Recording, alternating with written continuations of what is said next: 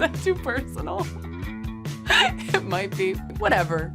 Hi, I'm Taylor Tomlinson, and we are going to take a look back at all of my Netflix specials. So here are a few of my favorite jokes.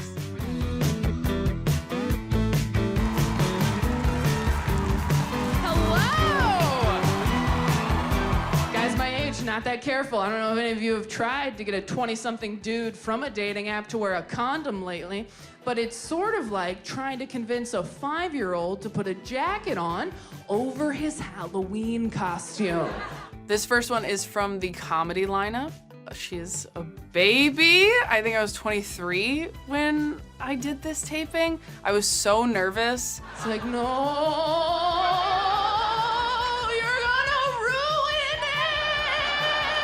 This joke makes me sound way more fun than I actually was. I was not on dating apps. I was not having casual sex. I was just dating somebody who didn't like to use condoms and was pretty vocal about it. Too personal? Whatever, fuck that guy. But I had a lot of friends who were dealing with the same stuff on dating apps, and so it's sort of a combination of all of our experiences in our early 20s. This jacket was not what I was supposed to wear. I had planned to wear this pink bomber jacket that I bought specifically for the taping because it was this series of short sets by comedians who were up-and-comers. So my thinking was, okay, well, no one's gonna remember my name, but maybe they'll remember to go, oh, watch the girl in the pink jacket. But unfortunately, it didn't look great on camera, so I had to wear the jacket that I wore on the plane. You can't even see it! This might be the best joke I've ever written. This is what I've been chasing for the last 7 years. Ladies and gentlemen, please welcome Taylor Tomlinson! I went to their wedding. I'm so glad I did. I learned a lot. If you're single, go to as many weddings as possible so you can walk around just like, okay, not this. This joke was posted on Netflix's YouTube, and it blew up much bigger than I thought it was going to. Oh my gosh, I'm so young, it's weird. This was before COVID, so who even is that? We watched her walk down the aisle for what felt like 45 minutes to an hour. Oh my God, these 20-something brides are really milking that walk, just like.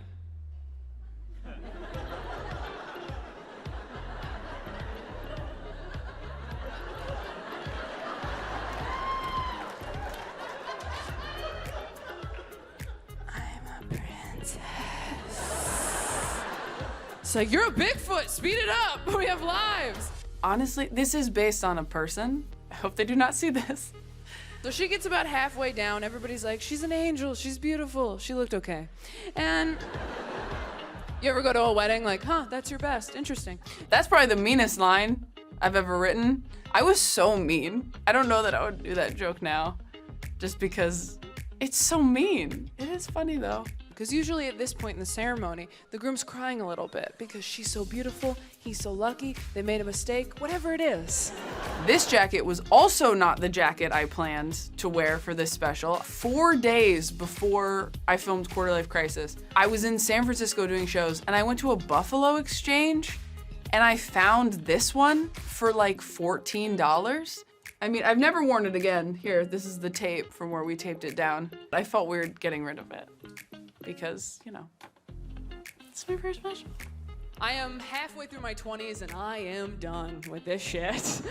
Oh my God, I'm sick of my 20s. So this bit is like the thesis of the entire special. There were jokes I didn't include in this special because they didn't fit the theme, which was, I'm in my 20s, I hate it, I don't know what I'm doing.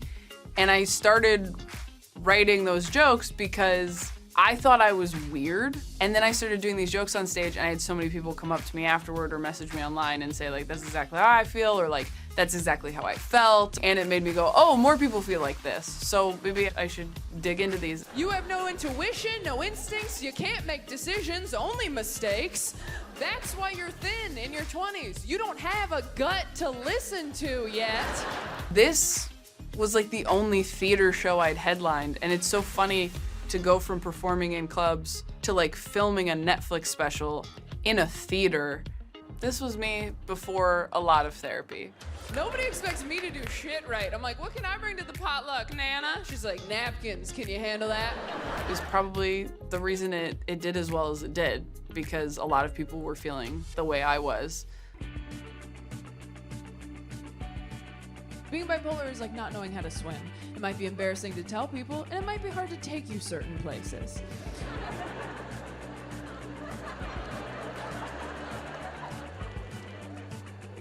But they have arm floaties. So all the therapy that 25-year-old me needed to go to, Look at You is the result of all of that therapy. And if you just take your arm floaties, you can go wherever the hell you want. Look at You, I'm very proud of. It's probably my best special because it's very personal. Quarter Life feels very high energy, frantic, which I don't hate. Look at You is a lot more controlled because I was tackling harder subjects. I know some of you are like, but Taylor, what if people judge me for taking arm floaties? Well, those people don't care if you live or die, so maybe who cares? Maybe fuck those people a little. I don't know. I had started talking about being diagnosed with bipolar 2 on the road. I think I tried that in Kentucky, and it worked, and I was like, ah, shit, I'm gonna have to write about this. Because it's not cool to know you can't swim, go to the public pool anyway, and jump into the deep end, making it everyone else's problem. 2 weeks before the special came out, I started panicking a little bit because I couldn't unshare anything that I had shared. Then it came out, and the response was so nice. Just still really means a lot to me. You're thrashing around going, I'm good, I'm good. They're like, you're literally drowning. And then someone nice and handsome jumps in to help you, and you're like, see, I'm fine, I can totally swim. And they're like, no, you're holding him underwater. You turned Kevin into an arm floaty, and that's not a fair relationship for Kevin. The arm floaties joke became something people quote to me the most, maybe, and like therapists will tell me they use that analogy, like psychiatrists will tell me they use that analogy. So that made me feel pretty good. So this is the first video we ever posted on Netflix's Joke TikTok. Is it really? Oh my God, I'm honored. That's so nice. Also, I'm kind of like, this one? This is very specific.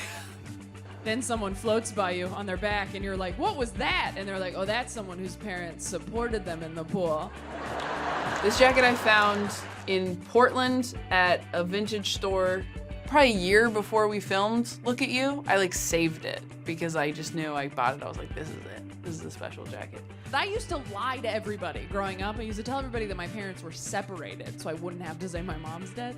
And that worked very well. So I probably started doing jokes about losing my mom when I was like 20. They definitely didn't work consistently because I was too young and people felt bad for me. And then once Quarter Life came out, I felt like now I can talk about some of the darker stuff that I want to get into. Your mom's dead? Taylor, you told me your parents were separated. And I was like, well, they were. By Jesus. It was really an interesting challenge as a comedian to sort of figure out how to get this whole chunk to work and feel really fast-paced. Oh, here's the deal, Boston. We have another like 6 minutes of dead mom jokes.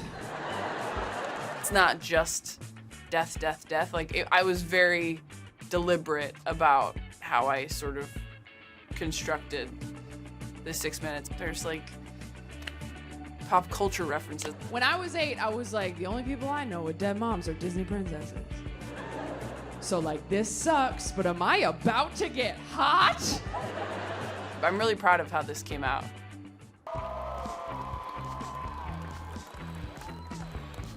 I thought the lift was gonna go up faster. So when we got there and the lift was moving really slow to bring me to the top of those stairs, I was like, can it go faster? And they were like, it really can't. That is why I felt so weird coming up so slow. And then I had to walk down the stairs and people had to clap for a long time. I did feel embarrassed coming down those stairs. How stupid was that? Have It All was different than the other specials because I didn't want to come off like I was bragging, but I also didn't want to come off like I was ungrateful. all of these things in my career were going so well, but my personal life felt like it was on fire. And so that was sort of the foundation of Have It All. Be grateful for what you have. Focus on that. Nobody gets to have it all. And then I saw Hugh Jackman in person. And I was like, oh, I guess you can have it all, but there's none left because God gave it all to you. It is how I feel about Hugh Jackman. I mean, we were all in awe of him. Tonight, Hugh is gonna sign the pair of gloves he wore in the show, and we're gonna auction them off to the highest bidder. And I looked at my friends and I was like, I mean, I have money. This really happened. I really did bid on Hugh Jackman's glove. I really did get it, and I did spend $7,000 on it. I gave them to my manager, Judy, as a gift because she is responsible for my entire career. So I start competing in the auction, and I'm doing pretty well because I got nothing to lose and no one to live for. I'll say it was worth the $7,000. It really was. I wish I could tell you that the whole time I was like, it's for charity, but the truth is I completely forgot till the end. And even then I was like barely listening. I was too busy talking to the glove like, Hugh's fingers were inside you, what was that like? He's surprisingly gentle. I knew it. There's this jacket company called the Mighty Company, and they used to have a storefront on Melrose. And I used to drive by it when I was a young comic, and I would go, oh, if I ever get a Netflix special, I'm gonna go buy one of those jackets. For Quarter Life, obviously I wasn't gonna spend a bunch of money on a jacket. For Look at You, the storefront closed, so they're only online. And then for Have It All, I was like, you know what? I'm three specials in. I'm gonna do it. But I spent a full year asking other people and myself, is this jacket too confident? It has pink flames on it. And I was like, Taylor, you are not Pink Flames. And I really had to like hype myself up for a whole year to go, you are Pink Flames, bitch. So this was really a realization of a very long dream. Have you guys introduced people you were dating to your parents? It's not about introducing people you love to one another, is it? No, it's about showing your partner why you're mean to them sometimes. This joke is my favorite joke in the entire special. We filmed a version of this joke for Look at You, and I cut it because I thought, this just isn't done yet. Because you don't want your partner to like your parents. You want them to walk out of that night going, oh my God. Your parents are just, I know. I mean, seriously, babe, how did you ever? I don't know. Kind of seems like maybe people should cut me some slack when I'm being a bitch, though, huh? That whole walk was not in there. Even the line about your dad saying all kinds of progressive shit you've never heard him say, what are your pronouns again? You want another beer? We should golf sometime. What are your pronouns again? That came in like the last 3 months before we filmed this. And that's what's so fun and so frustrating about stand-up. You're like, I know this is gonna be good, but I just have to find the perfect word. And sometimes it takes years and multiple specials to get it there. And you gotta get back in the car later muttering like a conspiracy theorist. Like, while your boyfriend buckles up like, I don't know what you're talking about, babe. Your parents are awesome. And you're like, oh, no, they are not. I don't know who those lizard people were, but they are not the ones who broke me. Wow, this is so emotional. You know what I honestly thought? I was like, wow, I have a body of work. I could die now. Please don't, but I could. I'm Taylor Tomlinson. Please watch Have It All, streaming now on Netflix.